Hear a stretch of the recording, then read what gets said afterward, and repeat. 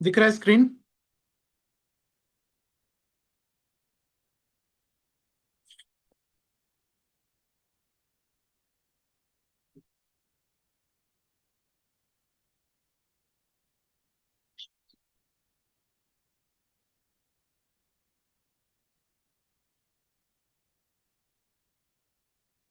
दिख रहा है कि नहीं, कोई बता दीजिए। दिख रहा है सर। साउंड ठीक है मेरा? जी। ठीक। ये करेंगे, क्वेश्चन करेंगे इस पे बहुत सारा आज। तो खत्म हो जाएगा हमारा सारा ओल झोल जितना है।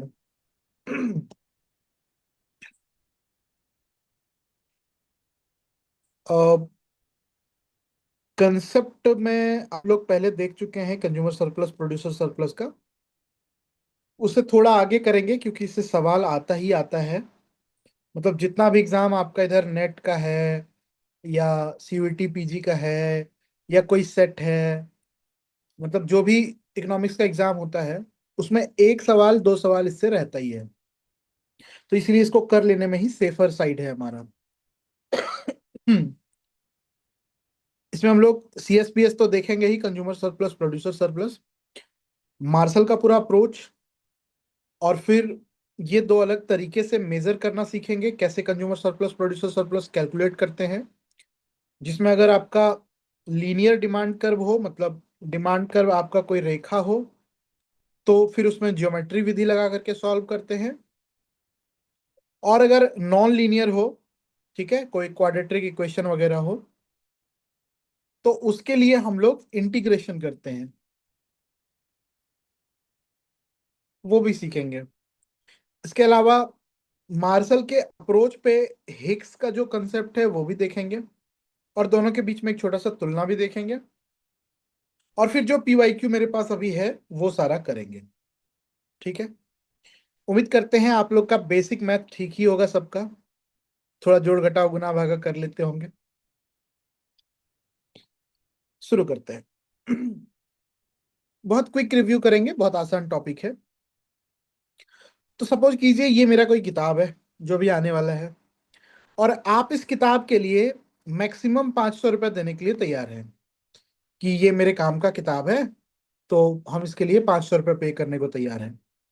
पर इसका मार्केट प्राइस जो है, मार्केट बाजार में जो कीमत आता है, वो सिर्फ 300 रुपये का है। आप हो गए खुश कि चलो किताब सस्ती मिल गई। तो आपको कितना सस्ता मिल गया? 200 रुपये का। ये आपका एक एक्स्ट्रा बेनिफिट है। आप इस किताब के लिए इतना पे करने को तैयार थे,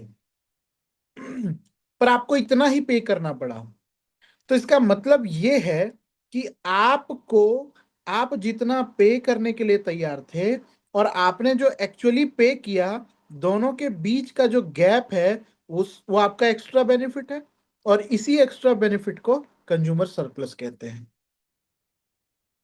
मतलब आप जितना देने के लिए तैयार थे और आपने जितना दिया, इन दोनों के बीच का गैप कंज्यूमर सरप्लस होता है।